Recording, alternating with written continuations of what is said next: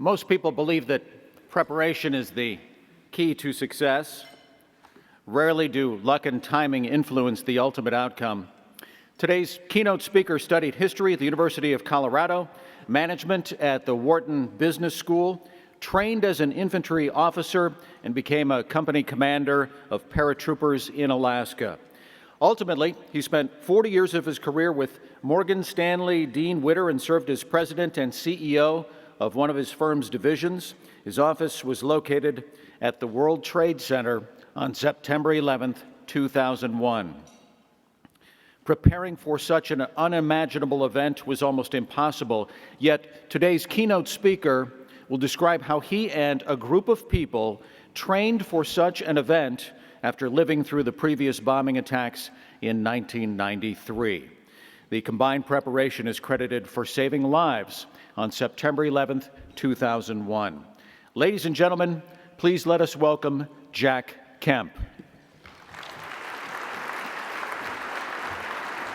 Thank you. Really great to meet you. Great. My pleasure.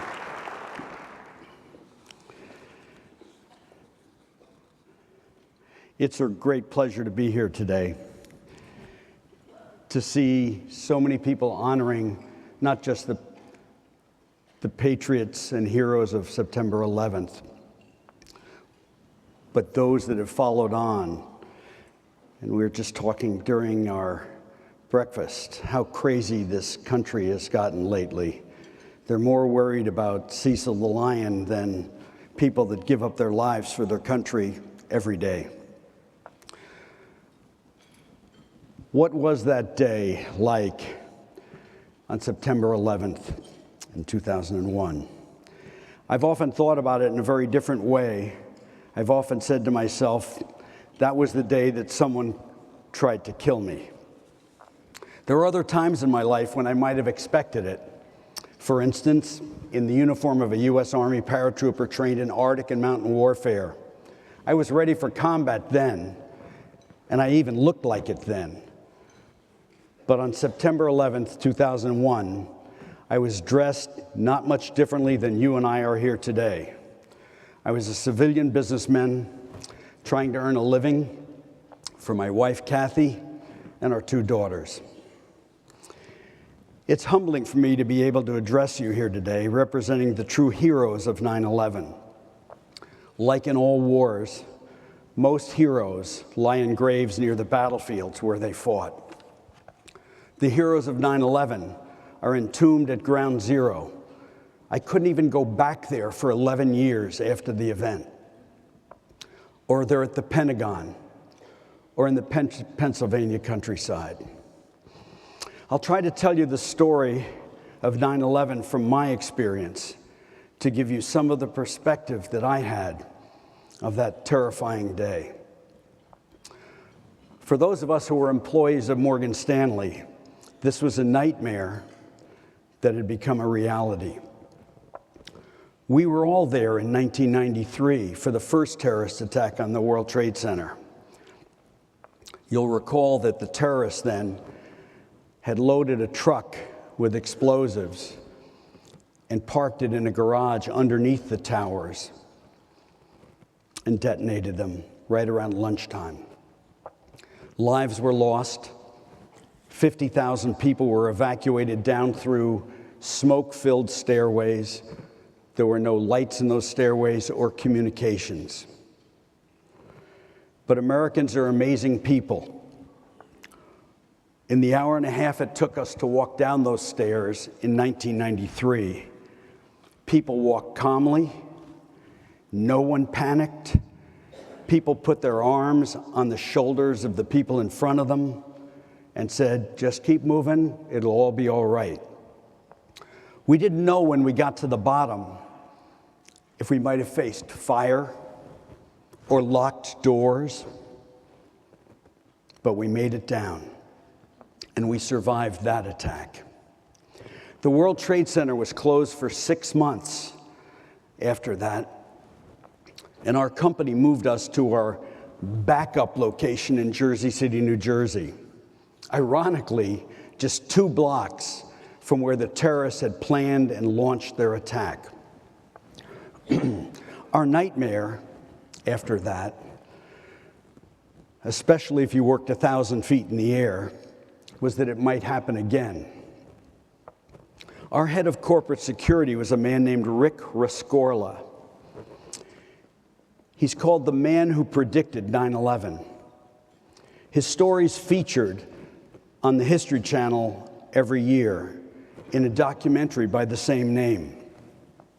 For years, it was the History Channel's most popular program.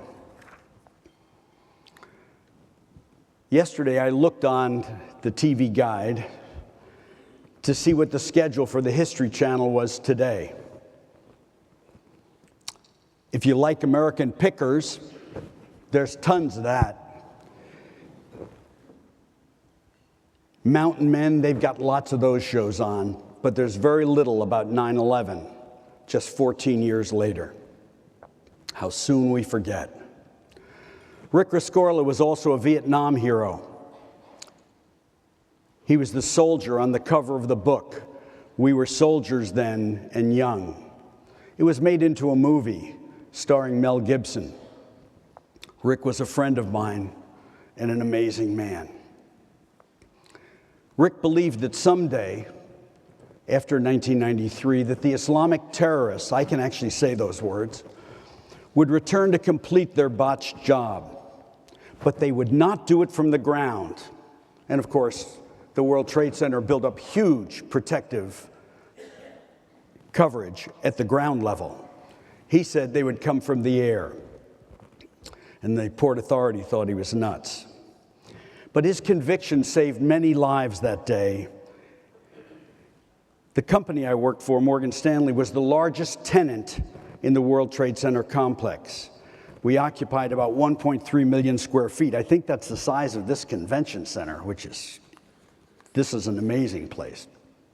We had over 3,800 employees there, and yet we only lost 16 lives. But I'm getting ahead of myself.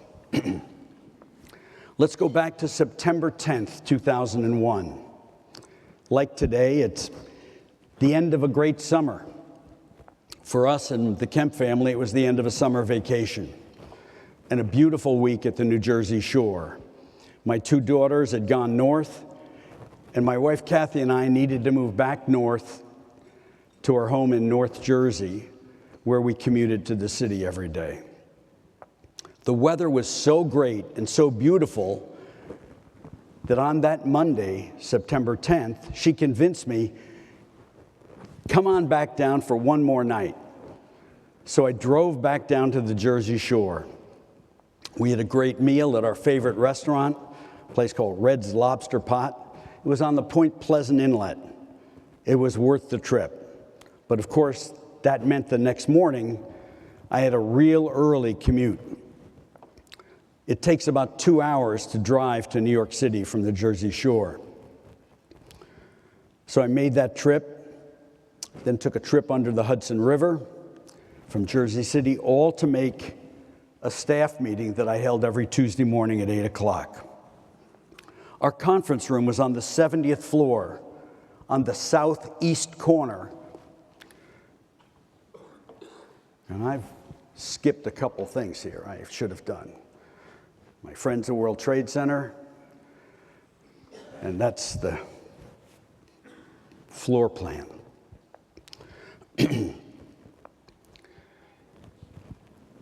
So our conference room was on the 70th floor, southeast corner. It was an unusually clear day. On my ride to Manhattan for 2 hours, you could see in the distance New York City. Now, New York City to us was defined by the Twin Towers, because you couldn't really see the city, but you could see the Twin Towers from almost anywhere from Middle New Jersey through North New Jersey. So all the way up on the Garden State Parkway and then on the New Jersey Turnpike, those Twin Towers stood out in that morning light. Took 2 quick elevators up, and in less than 2 minutes, I was back on the 70th floor.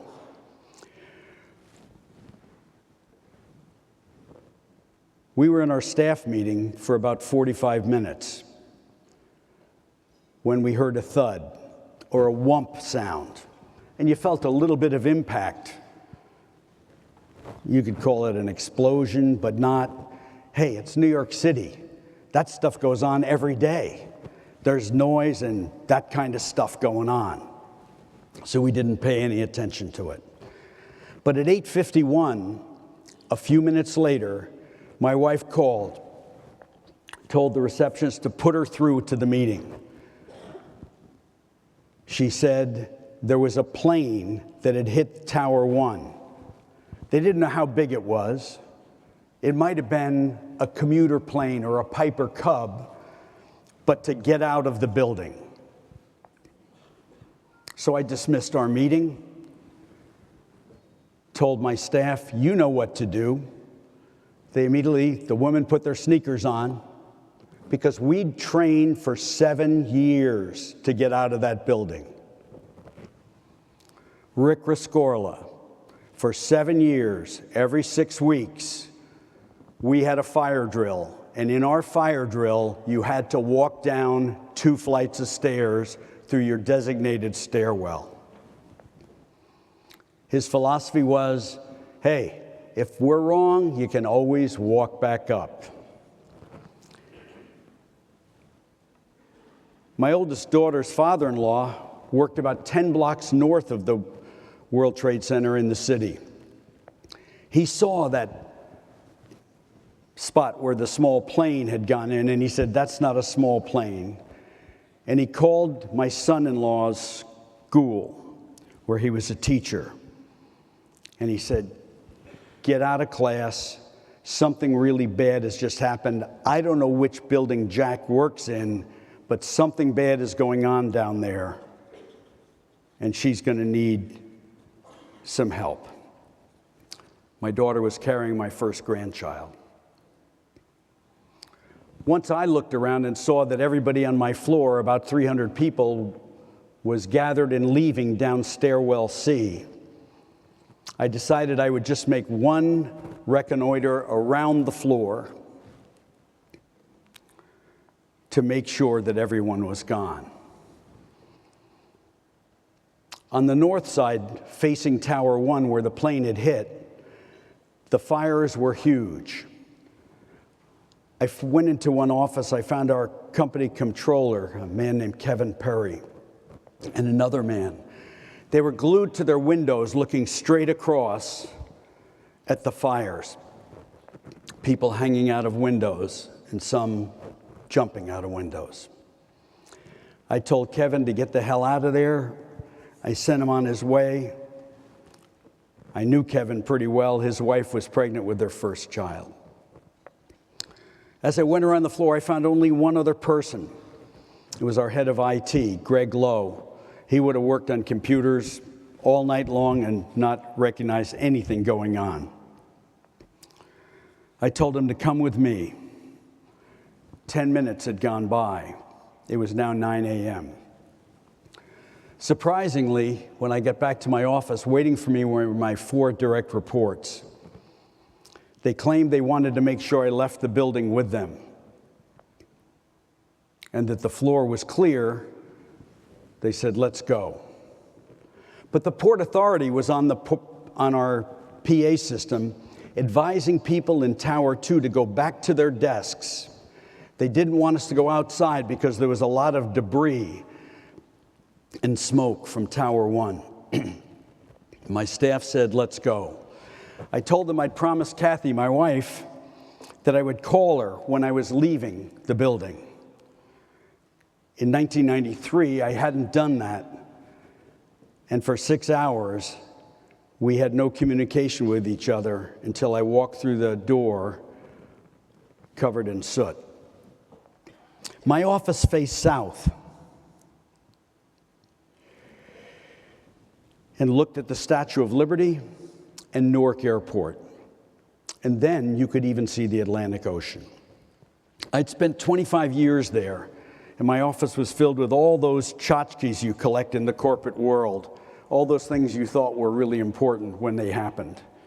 I also had 100 dozen golf balls that I used to give out to people. Since her call at 8:45 in the morning, 17 minutes earlier, Kathy had stayed glued to the scenes of the World Trade Center fire, they called it, on the Today Show. I got her on the phone. She gave me a quick update about the fire and the potential plane. And as she was talking with me on the phone, they showed the second plane, which you saw in the video earlier, hitting the World Trade Center. It caused a huge fireball. She heard the explosion over my telephone, but had seen it on TV. The second plane hit 70 feet above me. The impact knocked me 10 feet across my office into my bookcases and dumped all those tchotchke things on top of me. The windows outside of my office were a ball of flame. That's all I could see was flame. I got up off the floor. I picked up the phone. The phones were still working. Kathy was screaming, and I told her I was okay and that I was leaving. Instantly, the four people, Allison Greeley, Nancy Kennedy, Doug Brown, and Stan Kopeka, and Greg Lowe, who I just gathered up, we regrouped mentally and said, let's get out of here. We filled up our pockets with water because we remembered 1993, and we went to Stairwell C.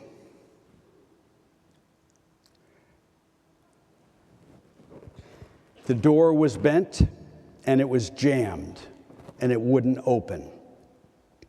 We went to the backup stairwell, Stairwell B. It was caved in and wouldn't open. It looked like we would not get out of the building. The building was groaning. And just then, a voice came over a handheld microphone and said, "Is anyone alive on this floor? If you hear me, follow me." We made a lot of noise. It was our security guard, a man named Derek Lavelle. It was his first day on the job as a security guard at Morgan Stanley.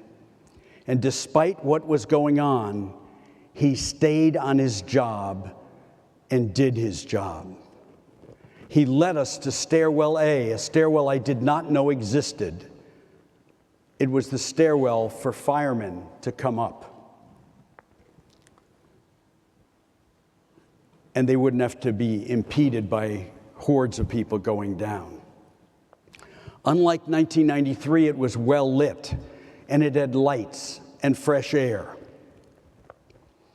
We tried to get Derek to come with us, and he said no. He had 3 more floors to check before he left the building. Rick Riscorla and 3 of his security guards are 4 of the people of our 16 that died because they continued to go up and down through our bank of floors to check and make sure everybody was out except themselves. We started down the stairs as fast as we could. We did things like sing the Scout song, 99 bottles of beer in the wall, just to try and get our minds off of what was going on and to make it fun and fast to get out of the building. A few floors down on 66, we came across a man with a steel bar that had pierced his chest. His name was Sylvian Ramsundar. He had worked a couple floors above us, and when the plane hit the building, a piece of steel flew and pierced his chest. He had crawled down those flights of stairs and couldn't go any further. We decided to carry Sylvian Ramsundar down 66 flights of stairs. 4 guys and 2 women carrying him down. You could see the cracks in the walls forming on the stairwell. So we pushed ourselves harder and harder to try and get out of the building as fast as we could. and we didn't run into anybody till we got down to the 23rd floor. And there we ran into the first wave of firemen on their way up to fight the fires. Those of you firemen know they were carrying all of their equipment and tanks of oxygen. One of my nightmares is that they all have Irish faces. Maybe that's because I'm half Irish, but that's my nightmare. We finally made it to the bottom of the tower around 9:50 a.m. Being the last stragglers out of the building, it was kind of like a beginning of a football game where the cheerleaders line up on each side. They had Port Authority police and firemen cheering us out as the last people out. We came up onto the plaza, which was not a good place to be due to the falling debris, and by that time, many angels coming down from above.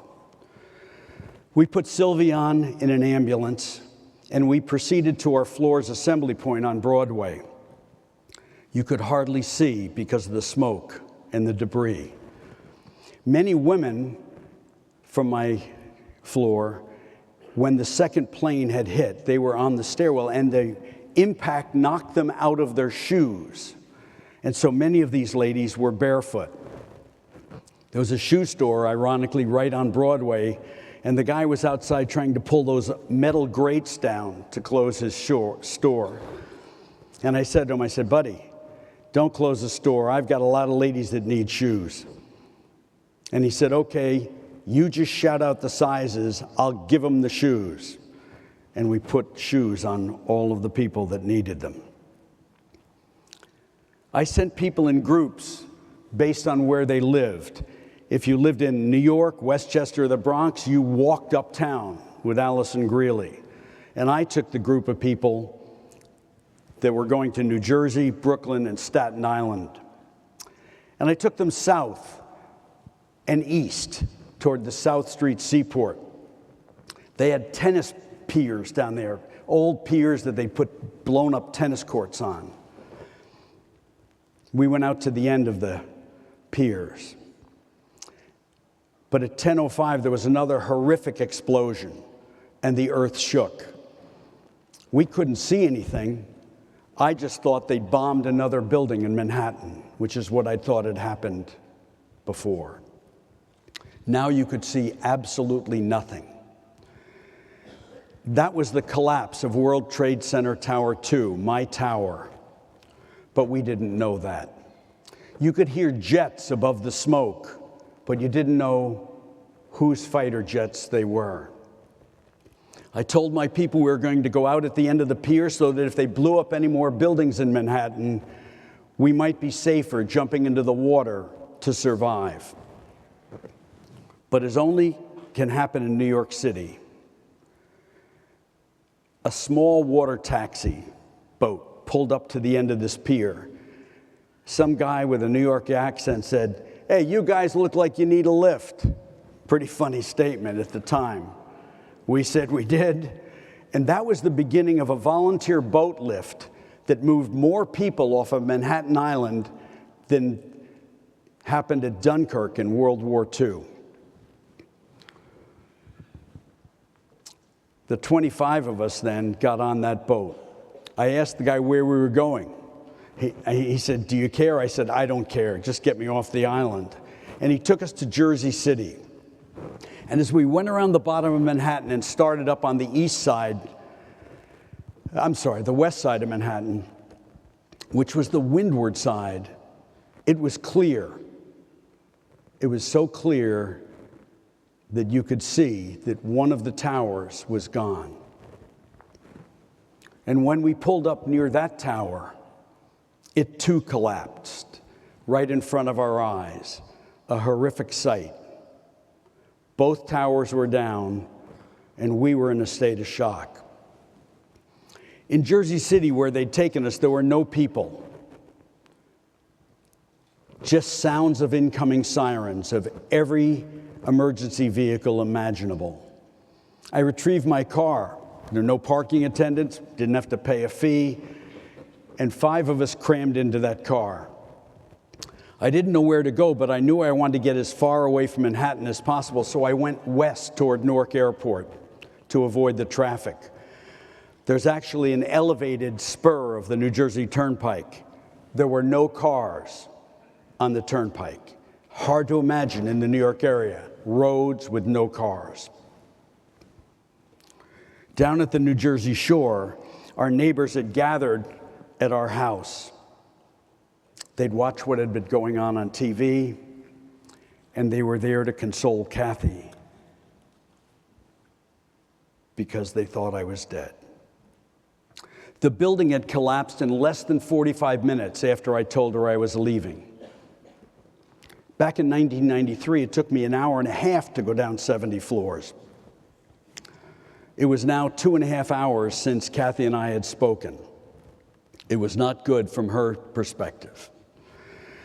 We continued to drive west in New Jersey, and finally, far beyond Manhattan, 20 miles, cell phones started to work again. And I was able to finally get through. It was 11:23. I was able to tell her that I was alive. Once we'd contacted our loved ones, we started to do a head count. I knew we had 300 people on my floor. And by midnight that night, there was only one member of my team that was missing, Tom Swift, my right-hand man. Swifty was 31. He married his high school sweetheart from Jersey City, New Jersey, Jill. He was the first person in his family to ever go to college and to graduate from college. He got his MBA at night while working for me in the daytime. He was always the first guy at work every morning. He always had a joke to play on someone every day. He was brilliant, and he was the ringleader of the New York Yankee fan club in my office. He made one mistake that day, and he did it by doing the right thing. With all of our other employees walking out of the tower, he got off to make a quick phone call to his wife and his mother and leave voicemail messages that he was all right. He was on his way out of the tower. That was the right thing to do. He listened to the PA system that said it was all right to use the elevator, so instead of walking down, he jumped on an elevator. And just as the doors closed, the second plane hit our building. That was the wrong thing. On the way out of the building, at the bottom, Allison Greeley turned to me and said, "You know, I didn't want to tell you earlier. I was going to announce at our staff meeting, but I'm pregnant with my first child." I was going to announce it at the staff meeting. When he was born, she named her son Tom Swift Greeley.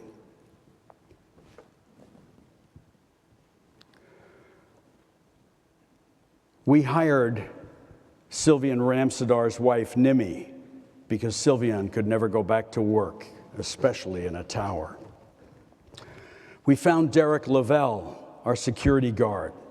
Obviously, security guards weren't needed in a World Trade Center that wasn't there anymore. So we found him a job as well. At Morgan Stanley, we raised $16 million, anticipating huge loss of life.